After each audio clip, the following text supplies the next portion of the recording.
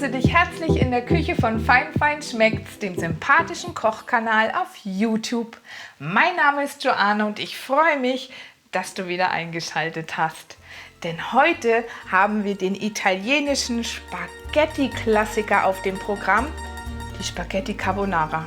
Original nach italienischem Rezept von einer echten italienischen Mama. Denn es gibt tatsächlich 10 fatale Fehler, die man machen kann, wenn man Spaghetti Carbonara kocht, ob ihr es glaubt oder nicht. Ich zeig's euch gleich, wenn ihr dran bleibt. Und die Zutaten sind so klein, so wenig, glaubt ihr gar nicht. Also bis gleich. Da bin ich wieder. Und wir brauchen gar nicht viele Zutaten, nein, denn es war früher auch ein Arme-Leute-Essen. Wir brauchen auf jeden Fall für 2 Personen ca. 200 Gramm Spaghetti. In dem Fall hier sind es aber eigentlich gar keine Spaghetti. Schaut mal her, die Nudel ist nämlich etwas platt, fast wie eine Tagliatelle. Denn das weiß ich nämlich aus geheimer Quelle. Der Italiener nimmt gern diese Bavette, heißen die, Nummer 13. Und die müssen auch al dente gekocht werden. Und die sehen fast so aus wie eine Tagliatelle, sind eben nicht rund. Dann brauchen wir ein bisschen Bauchspeck, ca. 80 Gramm auf diese Menge Spaghetti. Und das ist der Pancetta in Italienisch. Und normalerweise nimmt der Italiener aber den Wangenspeck vom Schwein. Aber wie das jetzt heißt, das weiß ich ehrlich gesagt gar nicht. Das fällt mir jetzt nicht ein. Wenn ihr mir vielleicht in die Kommentare schreibt, was jetzt dieser Wangenspeck auf Italienisch heißt, den gibt es ja zu kaufen in Italien. Und normalerweise gehört der ja auch in die Original Spaghetti Carbonara rein. Aber wir nehmen den Bauchspeck. Der ist auch sehr fett, fett genug. Den müssen wir dann noch in ein paar Streifen schneiden. Dann brauchen wir 3 Eier, in dem Fall ein ganzes und 2 Dotter. Die müssen wir dann eben trennen, die 2. Und das Eiweiß heben wir auf. Da kann man zum Beispiel noch ein Omelett draus machen. Dann brauchen wir ein bisschen Parmesan. Den reiben wir dann später über die fertigen Spaghetti Carbonara drüber. Das bleibt auch euch überlassen. Muss man nicht. Kann man auch so essen. Ohne Parmesan ist es noch kostengünstiger. Aber mir selbst schmeckt es besser mit Parmesan. Und es gehört eigentlich schon auch dazu. Dann noch ein paar Gewürze, denn die Eier müssen ordentlich gepfeffert werden. Darum habe ich hier auch mir die 9 Pfeffer-Sinfonie von meiner Lieblingsgewürzlinie Ankerkraut ausgesucht. Da habe ich euch ja schon mal was drüber erzählt. Und ein bisschen Salz und dann haben wir auch schon alles. Und mehr ist es auch gar nicht. Ja, und dem einen oder anderen fehlt ja vielleicht die eine oder andere Zutat, die ihr normalerweise in Spaghetti Carbonara findet. Ich weiß, es gibt nämlich 10 fatale Fehler tatsächlich, die man beim Spaghetti Carbonara zubereiten machen kann. Ja, und damit ihr die nicht macht und wenn ihr erfahren wollt, welche das sind, dann bleibt doch dran, denn ich zeig's euch gleich.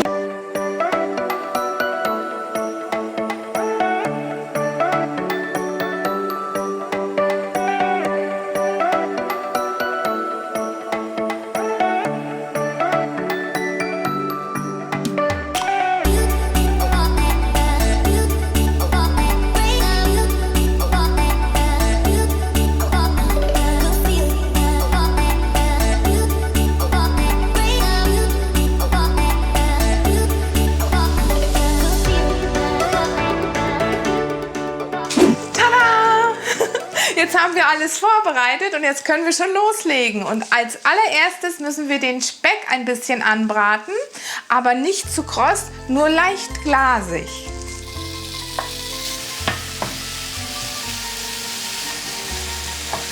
Dabei stellt ihr die Pfanne einfach nicht zu hoch ein. Nie auf volle Pulle kochen oder beziehungsweise wenn man das Nudelwasser erhitzt zum Beispiel schon. Aber in dem Fall habe ich hier meine Pfanne nur auf halbe Leistung eingestellt und rühre auch immer schön rum, dass der Speck nicht verbrennt. So, und so reicht es dann auch schon. Dann können wir die Pfanne ausmachen, den Herd ausschalten und lassen die Pfanne aber auf der warmen Platte noch stehen. Inzwischen kocht dann fast schon das Nudelwasser und da müssen wir auch einiges beachten. Da geht es nämlich schon los. Fehler Nummer 1, zu wenig Wasser. Eine Nudel, die Pasta, braucht ganz viel Wasser. Der Fehler Nummer 2, zu wenig Salz. Pasta braucht immer viel Wasser und viel Salz. Unsere Spaghetti hier auch, ihr seht, Der Topf ist fast voll, dass sich die Nudel so richtig schön entfalten kann. Und jetzt kocht das Wasser fast schon. Das heißt, wir können unser Salz mit dazugeben. Da habe ich hier auch eine ordentliche Menge. Und dann die Spaghetti komplett so wie sie sind in das kochende Wasser. Denn Fehler Nummer 3, die Spaghetti durchzubrechen. Nein!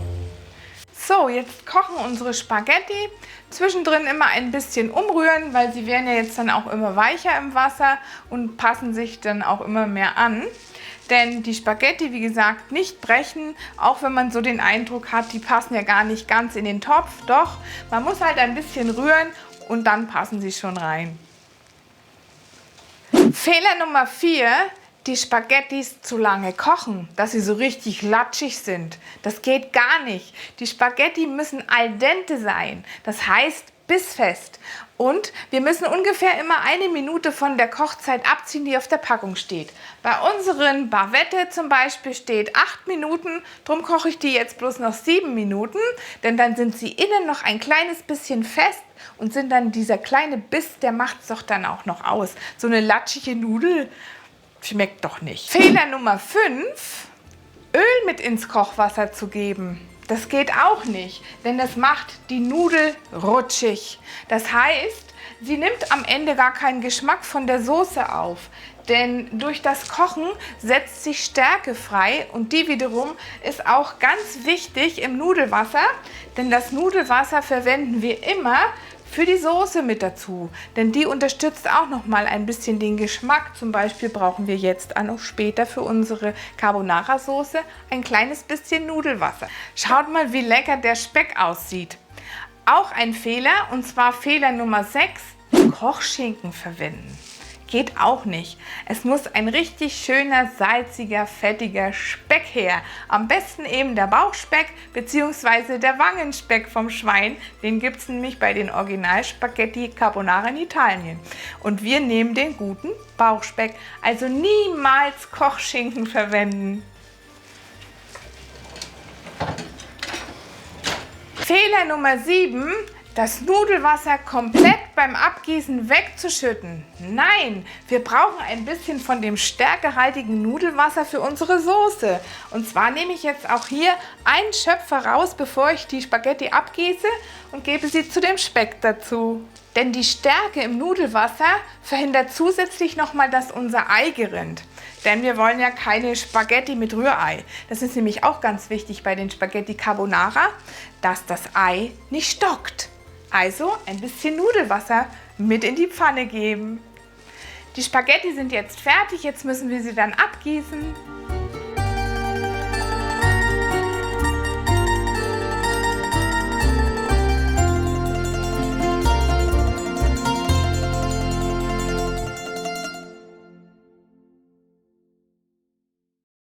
Dieses Nudelsieb hier zum Beispiel ist auch ganz super, wenn man es in den Abguss stellt, weil dann kann nämlich von dem Nudelwasser nichts mehr zurücklaufen, denn ein Waschbecken ist ja meistens auch ein bisschen schmutzig, das kann man ja nie vermeiden. Drum, wenn das da drin steht, dann läuft man nicht Gefahr, dass irgendwelches schmutzige Wasser zurück an die Nudel tritt. Also ich finde es ganz toll und auch dieser Retro-Look, der gefällt mir sowieso sehr gut, so richtig schön original retro-italienisch. Die Spaghetti geben wir jetzt gleich in die Pfanne zum Speck. Und dann geben wir auch gleich sofort unser Ei dazu. Wichtig ist eben, jetzt die Pfanne nicht mehr anmachen, dass das Ei stockt, denn sonst haben wir Spaghetti mit Rührei, wie gesagt. Aber wir möchten ja gern Spaghetti Carbonara essen. Also geben wir jetzt dann auch gleich unser gepfeffertes Ei, das wir vorher ein bisschen geschlagen haben, mit dazu und heben es nur unter.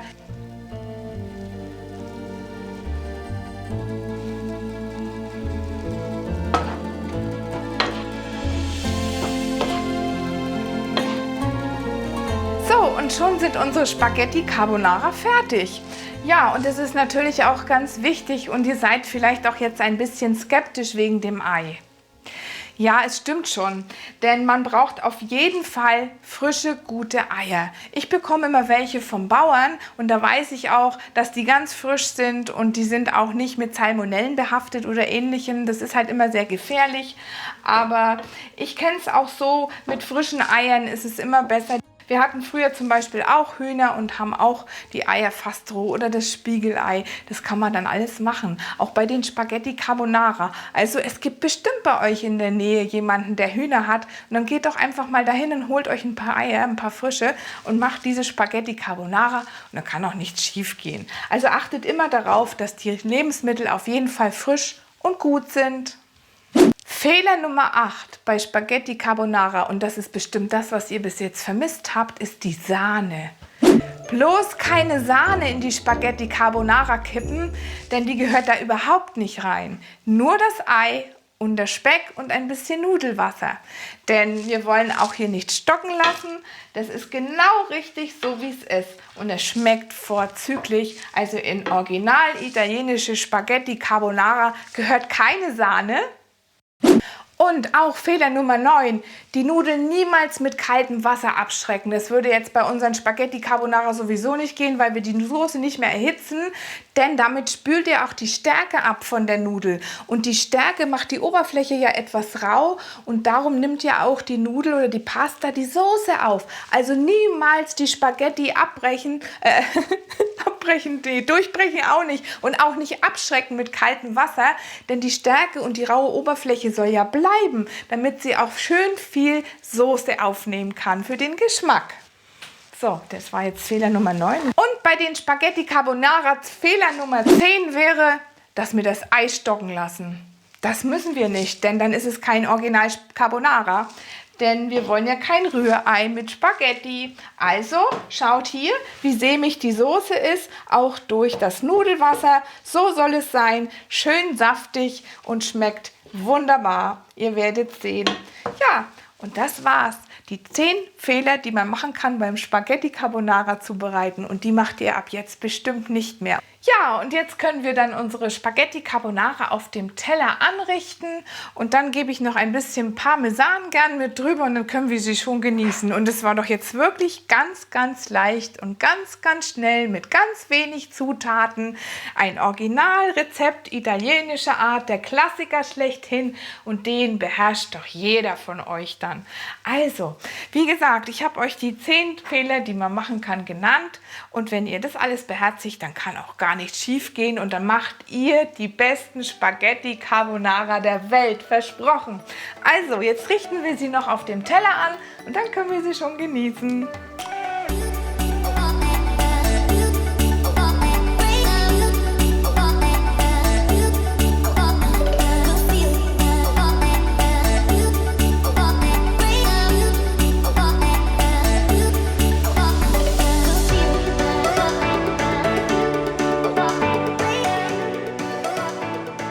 So, fertig sind unsere Spaghetti Carbonara. Und wie gesagt, es hat mich unwahrscheinlich gefreut, dass ihr wieder eingeschaltet habt und dass ihr dabei wart. Heute mal mit einem nicht Low-Carb-Rezept für alle, die auch mal einen kleinen, wie sagt man so schön, Cheat Day machen beim Abnehmen oder die auch gar nicht abnehmen müssen. Also Original Spaghetti Carbonara können in jedes Kochrepertoire und die muss man unbedingt können und die schmecken super lecker. Probiert's aus und hinterlasst mir doch gerne einen Kommentar, wie es euch geschmeckt hat, wie es geworden ist.